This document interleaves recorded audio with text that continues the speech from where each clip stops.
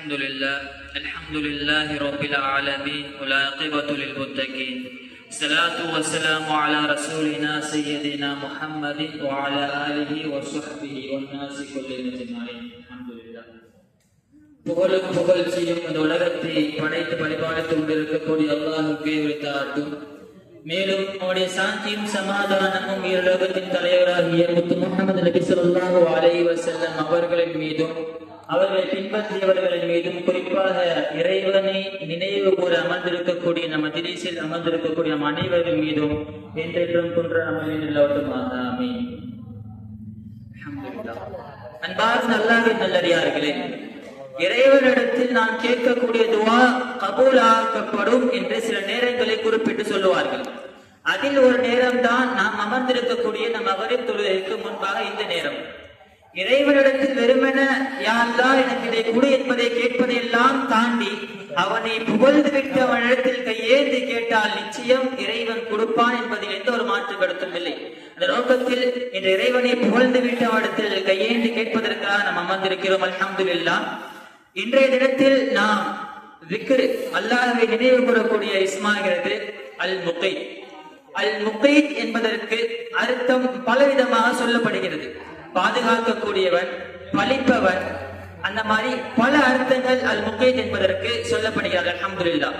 பார்ந்த அல்லாஹ்வின் நல்லடியார்களே, இந்த உலகத்தில் வாழக்கூடிய அனைத்து நபர்களையும் பாதுகாக்கக்கூடிய ஒரே ஒரு மனிதன், ஒரே ஒரு ஜீவன் அது அல்லாஹ் மட்டும்தான்.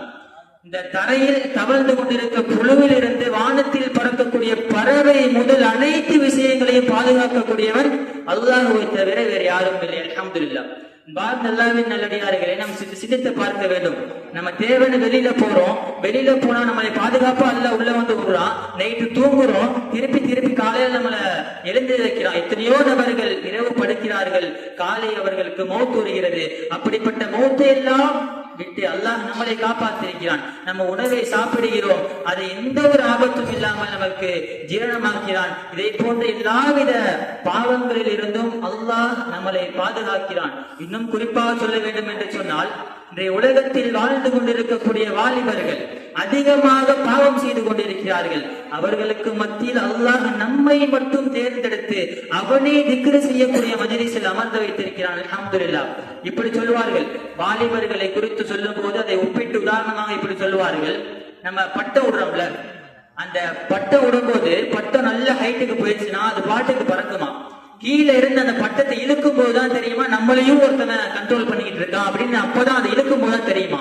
அதே மாதிரி இந்த உலகத்தில் வாழ்ந்து கொண்டிருக்கக்கூடிய வாலிபர்கள் அல்லாஹ்வை மறந்துவிட்டு நாளை மறுமை நாளை மறந்துவிட்டு பாவம் செய்து கொண்டே இருப்பார்கள்.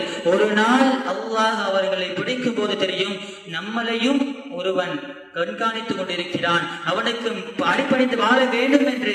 அப்பொழுதுதான் அவர்களுக்கு அந்த சிந்தனை வரும். எனவே அந்த வாலிபர்கள் எல்லாம் விட்டு இறைவனை நினைவு கூறக்கூடிய, இறைவனை அழைக்கக்கூடிய இந்த மஜ்லிஸில் அல்லாஹ் நம்மளை அமர வைத்திருக்கிறான். அல்ஹம்துலில்லாஹ். எனவே நம்முடைய எண்ணத்தில் என்னென்னலாம் ஹலாலான ஹாஜத் இருக்கிறோ அதை எல்லாத்தையும் இந்த துஆ கபூலாகக்கூடிய நேரத்தில் நினைத்து கொண்டு இந்த திக்ரை செய்வோம். யா முகீது யா முகீது யா முகீது யா முகீத் யா முகீது யா முகீது யா முகீது யா முகீத் யா முகீது யா முகீது யா முகீது யா முகீத் யா முகீது யா முகீது யா முகீது யா முகீத் யா முகீது யா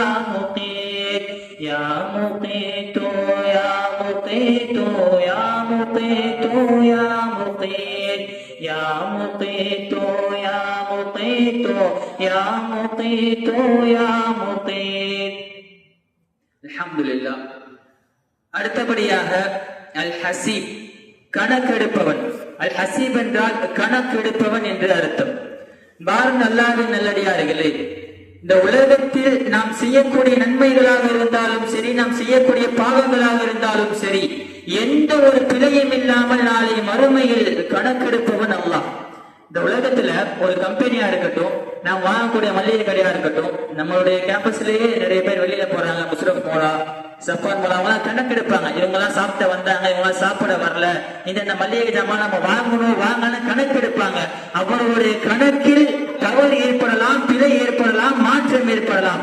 ஆனால் நாளை மறுமையில் அல்லாஹ் தஆலா இந்த மனிதன் இந்த நேரத்தில் இதை செய்தார் என்பதில் எந்த ஒரு பிழையும் இருக்காது. என்ன செய்திருக்கிறார்களோ அதை அப்படியே அல்லாஹ் கணக்கிட்டுவான். எனவே இந்த உலகத்தில் வாழ்ந்து கொண்டிருக்கக்கூடிய மனிதர்கள் எல்லாம் நாளை மறுமையில் ஒரு நாள் இருக்கிறது, இறைவன் நம்ம இடத்தில் கணக்கு கேட்பான் என்பதை மறந்து கொண்டு வாழ்ந்து கொண்டிருக்கிறார்கள். உதாரணமா என் ஃப்ரெண்டுல நான் அப்படி கேட்கிறேன், ஏன்டா ஒரு பாவம் செய்றீங்க, தொழுவே வர மாட்டீங்களே, கிடைச்சிருக்கிறது ஒரே ஒரு வாழ்க்கை தான். அந்த வாழ்க்கையில அல்லாஹ் சொன்ன மாதிரி வாழ்ந்து சொர்க்கத்துக்கு போயிடலாம்ல, எப்படி ஆச்சு அந்த வாழ்க்கையை வாழ ட்ரை பண்ணலாம்னு அவன் சொன்னதுக்கு சொல்றான். நானும் அதே தான் சொல்றேன், நமக்கு கிடைச்சது ஒரே ஒரு வாழ்க்கை தான், அந்த ஒரு வாழ்க்கையை நமக்கு பிடிச்ச மாதிரி நம்ம வாழ்ந்துட்டு போயிடுவோமே அப்படின்னு அவன் சொல்றான். அதாவது என்ன சொல்லுவாங்க, அவங்களுக்கு எல்லாம் நாளை மறுமை இருக்கு, நரகன் ஒண்ணு இருக்கு, சொர்க்கம் ஒண்ணு இருக்கு, அல்லாஹ்வை தாழ்த்தக்கூடிய அந்த அந்த விஷயம் நமக்கு கிடைக்குங்கிறதே எனக்கு தெரியல. எனவே சொல்ல வரக்கூடிய நோக்கம் என்னன்னா, நாளை மறுமையில நம்ம பாவம் செஞ்சிருக்கோம், நம்ம நன்மை செஞ்சிருக்கோம், அதெல்லாம் கணக்கிடப்படும் என்பதை எல்லாம் மறந்துவிட்டு வாழ்ந்து கொண்டிருக்கக்கூடிய அந்த மக்களுக்கு மக்கள் அவனை நினைவு கொள்வதற்காக நம்மளை அமர வைத்திருக்கிறார். அல்ஹம்துலில்லாஹ். எனவே உங்களுடைய ஆதத்துகள் எல்லாத்தையும் உங்கள் மனதில் வைத்துக் கொண்டு துஆ கபூலாகக்கூடிய இந்த நேரம் அல்லாஹ் தஆலா இந்த உலகத்தில் வாழ்ந்து கொண்டிருக்கிற மக்களுக்கு துஆவை பற்றி சில சலசலப்புகள் இருக்கிறது. நான் துஆ கேட்கிறேன், ஆனா என்னோட ரப்பை ஏற்றுக்கவே மாட்டான், நான் பாவி போல அல்லாஹ் இடத்துல நான் தூரமா இருக்கேன் போல நினைச்சு தவறான சிந்தனையை நீங்கள் நினைத்துக் கொண்டிருக்கிறீர்கள். அப்படி கிடையாது. துஆவை பற்றி சொல்லும் போது அதனுடைய மகத்துவத்தை பற்றி சொல்லும் போது இப்படி சொல்லுவாங்க, கலாக்கதிர் இருக்கிற கலாக்கதிர்னா இறைவன் அவருடைய ஏழில் ஒருவனுக்கு இந்த நேரத்தில் இந்த இடத்தில் இந்த மனிதனுக்கு இந்த நிமிஷத்தில் நடக்க வேண்டும் என்று இறைவன் நாடிவிட்டால் அந்த நேரத்தில் அந்த இடத்தில் அந்த நிமிடத்தில் அந்த மனிதனுக்கு அது நடந்தே தீரும். இந்த உலகத்தில் எந்த மனிதன் நினைத்தாலும் சரி அதை மாற்றவே முடியாது. ஆனால் நாயகம் ஸல்லல்லாஹு அலைஹி வஸல்லம் அவர்கள் இப்படி சொல்வார்கள், லா யருதுல் கலாஹ இல்லா துஆ, துஆவை தவிர கலாக்கதிரை மாற்றக்கூடிய சக்தி ஒரு எந்த ஒரு விஷயத்திலும் கிடையாது என்று சொல்வார்கள். எனவே சற்று சிந்தித்து பார்க்க வேண்டும். கலாக்கதிரை மாற்றக்கூடிய சக்தி இறைவன் நாடியில் நடந்தே தீரும். ஆனால் அந்த நாட்டத்தையும் நாம் கேட்கக்கூடிய துஆவின் மூலியமாக இறைவன் மாற்றி அமைக்கிறான் என்று சொன்னால் அந்த துஆவிற்கு எந்த அளவிற்கு மகத்துவமான துஆ இருக்கிறது என்பதை நாம் விளங்க வேண்டும். சற்று சிந்தித்து பாருங்கள். இந்த உலகத்தில் ஒரு குழந்தையை பெற்றெடுத்த ஒரு தாய், அந்த தாய் தன்னுடைய பிள்ளைகளுக்கு சிறிதாக காயம் ஏற்பட்டாலோ நோய் வந்தாலோ கஷ்டப்பட்டு அவர் கவலைப்படுகிறார். இந்த உலகத்தில் பெற்றெடுத்த தாய்க்கு அந்த பாசம் இருக்கும் போது நம்மளை படைத்த இறைவன் நம் மீது எந்த அளவிற்கு பாசம் வைத்திருப்பார். எனவே நாம் கேட்கக்கூடிய துஆவை நிச்சயம் இறைவன் கபூல் செய்யக்கூடிய இடத்தில் இருக்கிறான். அல்லாஹ்வின் நல்லடியார்களே, பொதுத் தேர்வு எழுதக்கூடிய மாணவர்கள் எல்லாம் அமர்ந்திருக்கிறீர்கள். உங்களுடைய எண்ணத்தில் உங்களுடைய இதயத்தில் ஆழமாக படித்து வைத்துக் கொள்ளுங்கள். இன்ஷா அல்லாஹ் வரக்கூடிய பொதுத் தேர்வில் எல்லா மாணவர்களும் முழு தேர்ச்சி பெறக்கூடிய பாக்கியத்தையும் அவர்கள் பெற்றோர்கள் ஆசைப்படுவதை எல்லாம் தாண்டி அதிக மதிப்பெண் எடுத்து அவருடைய பெற்றோர்களை சந்தோஷப்படுத்த பாக்கியத்தை அல்லாஹ் நமக்கு தந்து அருள் புரிவான் என்ற அந்த ஒரு எண்ணத்தோடு அந்த ஒரு நோக்கத்தோடு அந்த ஒரு துஆவை உங்களை கல்வியில் வைத்து அதை உணர்ந்து திக்ர் செய்யுங்கள். அல்லா ஹசீபு யா ஹசீபு யா ஹசீபு யா ஹசீப் யா ஹசீபு யா ஹசீபு யா ஹசீபு யா ஹசீப் யா ஹசீபு யா ஹசீபு யா ஹசீபு யா ஹசீப் யா ஹசீபு யா ஹசீபு யா ஹசீபு யா ஹசீப் யா ஹசீபு யா ஹசீபு யா ஹசீபு யா ஹசீப் யா ஹசீபு யா ஹசீபு யா ஹசீபு யா ஹசீப் யா ஹசீபு யா ஹசீபு யா ஹசீபு யா ஹசீப் யா ஹசீபு யா ஹசீபு யா ஹசீபு யா ஹசீப். அல்ஹம்துலில்லாஹ். அல்லாஹ்வுடைய கிருபையில் இன்றைய திக்ர் மஜ்லிஸ் நிறைவடைந்தது. அல்லாஹ் நம்முடைய துஆவை அங்கீகரித்துக் கொள்வானாக. வ ஆகிரு தஅவானா அல்ஹம்துலில்லாஹி ரப்பில் ஆலமீன். அஸ்ஸலாமு அலைக்கும் வ ரஹ்மத்துல்லாஹி வ பரகாத்துஹு.